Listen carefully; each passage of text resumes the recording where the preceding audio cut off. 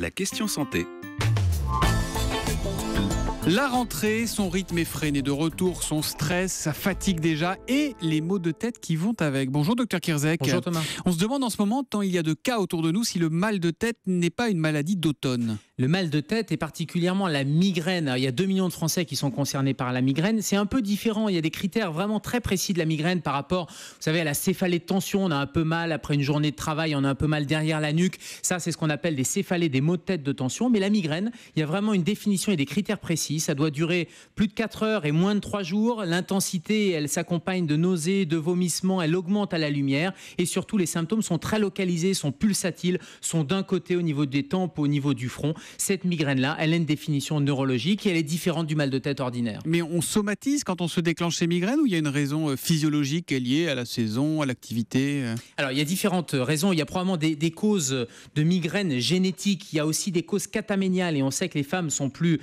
sujettes à avoir des migraines 2 à 3 fois plus fréquentes chez les femmes. C'est ce qu'on appelle notamment les migraines aussi cataméniales. Vous savez, en période de règles, eh bien, il peut y avoir ces maux de tête. Et il y a des facteurs également déclenchants, des facteurs, vous l'avez dit, de stress, mais aussi des facteurs alimentaires, le chocolat, l'alcool, la lumière, ou encore le manque de sommeil ou l'excès de sommeil. Et chacun peut avoir des migraines déclenchées par ces facteurs déclenchants qui varient de manière interindividuelle. Et c'est pour ça que c'est important de bien les repérer pour pouvoir les éviter. Petite parenthèse, vous parliez de l'alcool, du chocolat qui ne sont pas bons pour les migraines. Et le café, c'est bon ou c'est pas bon? On a tout entendu là-dessus. Alors là encore, la caféine peut, chez certains migraineux, déclencher la crise, mais dans la majorité des cas, la caféine a plutôt tendance à calmer les crises. Et d'ailleurs, pour certaines céphalées, pour certaines crises migraineuses, certains médicaments sont à base de caféine. Bon, ça se soigne comment? Alors c'est quoi? C'est aspirine, Doliprane et on attend que ça passe la plupart du temps? Non Thomas, déjà il faut faire le diagnostic et donc pour être certain que c'est un diagnostic de migraine, il faut un diagnostic médical avec les critères qu'on vient de dire. Et ensuite, en fonction de ces critères, il y a globalement 3 grands principes. Premièrement, il faut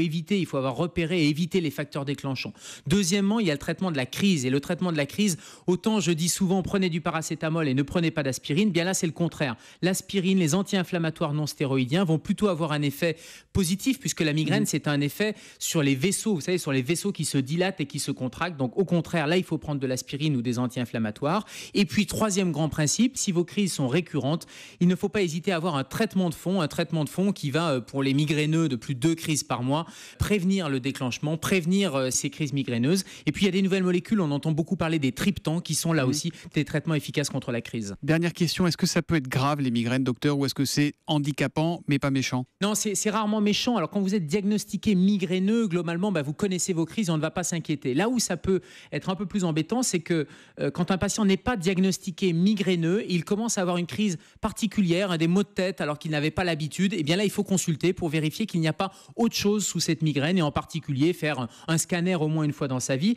L'autre crise, c'est une crise avec aura. Vous savez, il y a des troubles du langage ou des troubles visuels avant la crise. Et là encore, si c'est la première fois, il faut consulter, voire appeler le 15 parce qu'il ne faut pas passer à côté d'un accident vasculaire cérébral, par exemple. Il passe une partie de ses nuits aux urgences. Il est avec nous tous les matins à 7h-5 pour la question santé d'Europe 1.